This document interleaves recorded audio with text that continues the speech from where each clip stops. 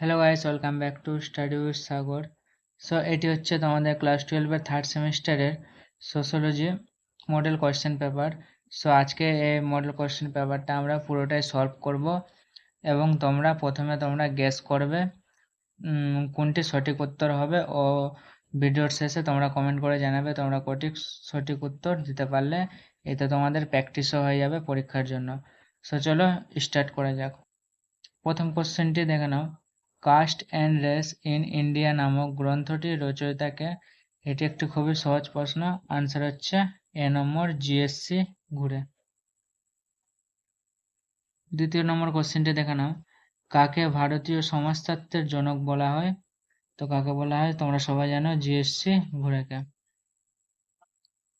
পরবর্তী কোশ্চেনটি দেখে নাও। ঘুরের মতে কারা ভারতে তাদের রক্তের বিশুদ্ধতা রক্ষা করার জন্য কৌশলে জাতিভেদ প্রথা সৃষ্টি করেছিল? সো এই আনসারটা হবে বি নম্বর। এবং পরবর্তী 4 নম্বর কোশ্চেন দেখে নাও। ভারতবর্ষের সামাজিক বাস্তুতন্ত্র ও বাস্তুবিদ্যার পথপ্রদর্শক ছিলেন বাঙালি সমাজতাত্ত্বিক। এটি খুবই সহজ, তোমরা এতক্ষণে গেস করে ফেলেছো আমি জানি। তো আনসার হবে ডি নম্বর। সো আমাদের পুরো ক্লাসগুলো কমপ্লিট হয়ে গেছে। তোমরা যারা ক্লাসগুলো দেখেনি অবশ্যই ক্লাসগুলো দেখে নেবে, তো তোমাদের বুঝতে সুবিধা হবে। 5 নম্বর কোশ্চেনটি দেখে নাও। রিলিজিয়ন সোশ্যোলজি গ্রন্থটি কবে প্রকাশিত হয়? সহজ প্রশ্ন, 1926 সালে।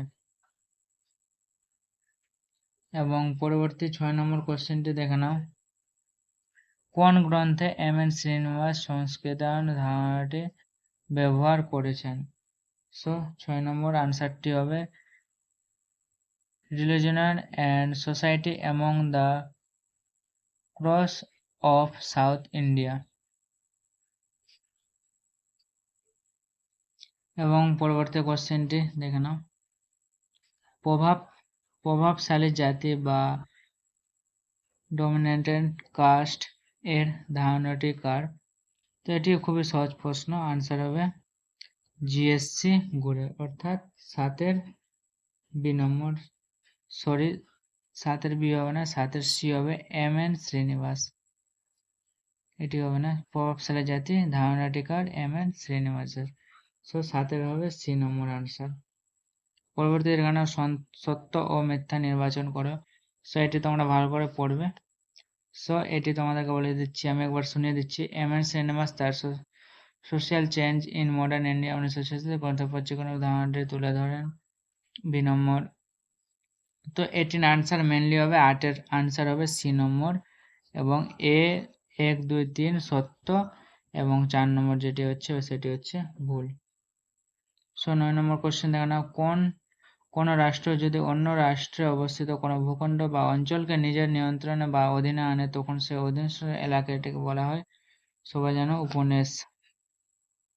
ভারতের প্রমিনেন্স বলা হয় কাকে? আনসার হবে 10-এর এ। এবং 11 নম্বর কোশ্চেনটি দেখো না। জাতীয়তাবাদ হলো এক প্রকারের, এটিও হবে আনসার এ।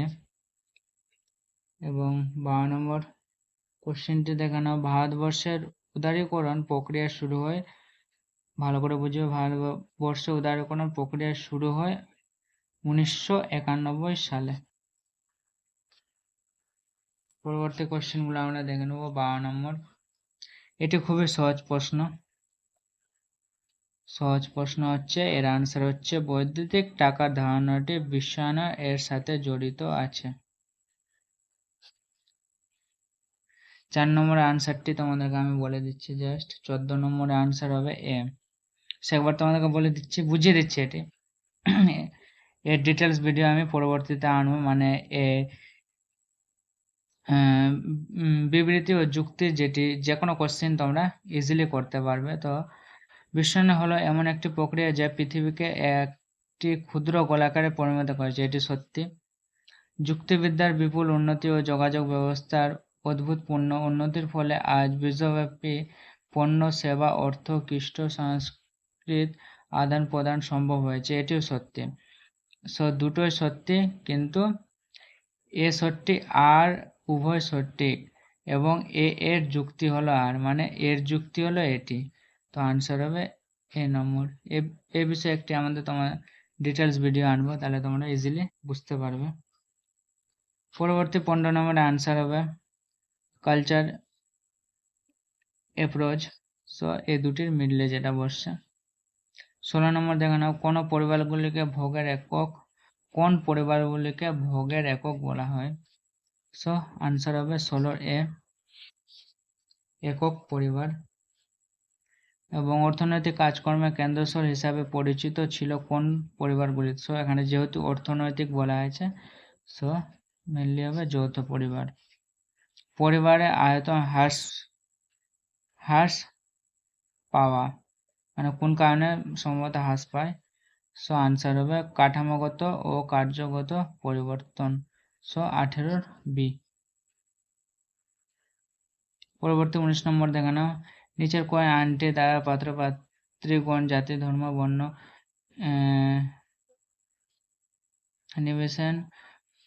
নির্বিশেষে পিতা মাতার মতামত ছাড়াই তাদের পছন্দের, অর্থাৎ মেনলি এখানে বলা আছে মা বাবার অনুমতি ছাড়াই স্বাধীনভাবে মানে নির্বাচন করতে পারে তাদের জীবন সঙ্গীকে। তো এটি কোন অ্যাক্টে বলা হয়েছিল?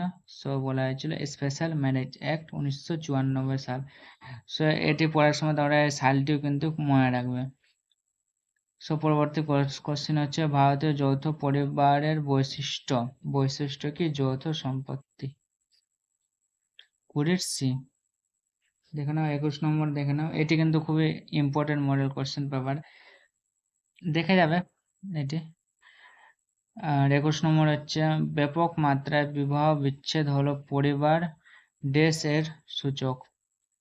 সো বিবাহ বিচ্ছেদে বলে পরিবার ভেঙে যায় সম্ভবলি, সো হচ্ছে অবক্ষয়।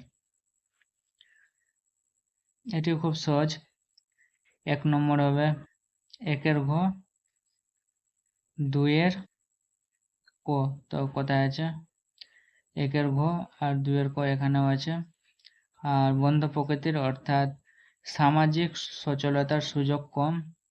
তো 3 বলা হয়েছে 3 গ। সো এটা হবে না, আনসার হবে সি নম্বর। এই যে 3 খ দেওয়া আছে, এই যে 3 আনসার হবে সি নম্বর। সো আমাদের 22 নম্বর কোশ্চেন কমপ্লিট হয়ে গেল। 22 সি নম্বর আনসার দেখে নাও। 23 নম্বর দেখে নাও, এটি আছে বিবৃতি আছে একটি।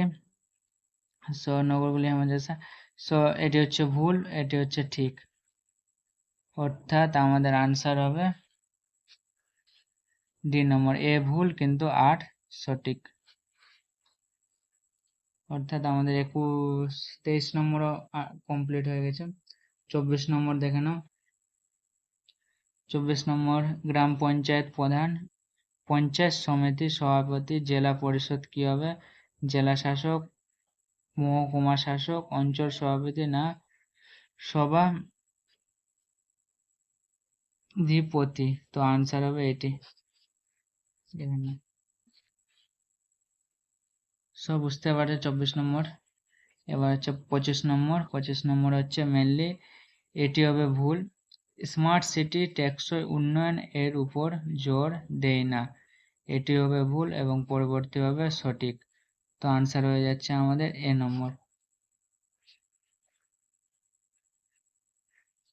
এবং পরবর্তী কোশ্চেন হবে পশ্চিমবঙ্গের সাথে পঞ্চায়েত ব্যবস্থার নিম্নস্তর থেকে, মানে এটি পরপর সাজাতে হবে। তো পরপর কি আছে এখানে দেখো না, গ্রাম পঞ্চায়েত, পঞ্চায়েত সমিতি, জেলা পরিষদ।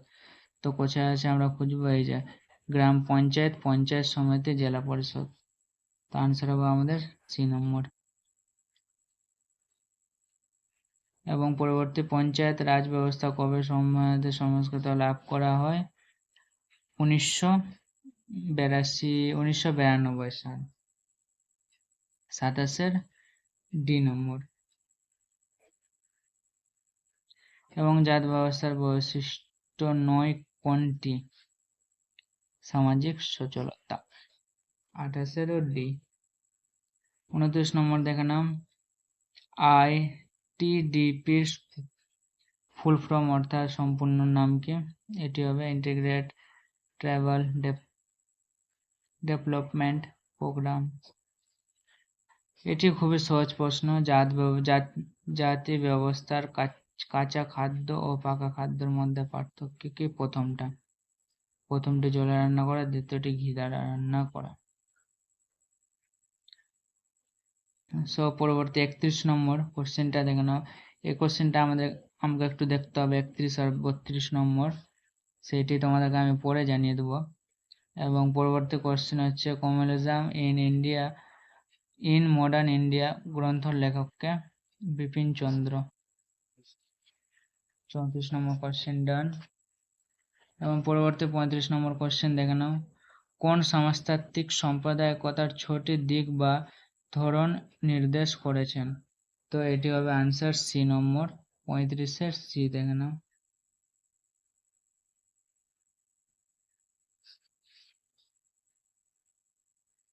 এবং পরবর্তী কোশ্চেন আছে আমাদের ভারতবর্ষের প্রথম জাতীয় শিক্ষানীতি কবে ঘোষিত হয়? এটিও সহজ কোশ্চেন, তোমরা এডুকেশনে মেনলি পড়ে হবে 1968।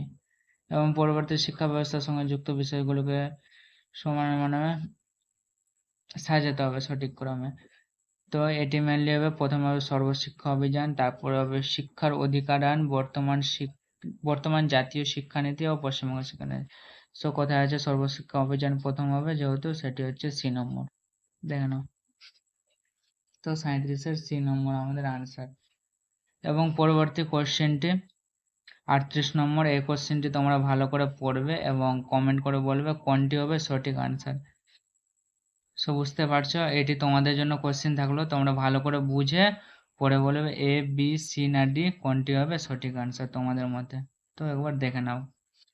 এবং 39 নম্বর কোশ্চেন আনসারটি হচ্ছে পশ্চিমবঙ্গের শিক্ষানীতি 2023-এর প্রথম থেকে উচ্চশিক্ষা পর্যন্ত দেশ ভাষার মাধ্যমে শিক্ষার জোর দেওয়া হয়েছে। সো এটির আনসার হবে মাতৃভাষা, মাতৃভাষা মেবি তোমরা একবার চেক করে নেবে। আর শিশুদের বিনামূল্যে ও বাধ্যতামূলক শিক্ষার অধিকার আইন অর্থাৎ রাইট টু এডুকেশন অ্যাক্ট কবে কার্যকরিত হয়?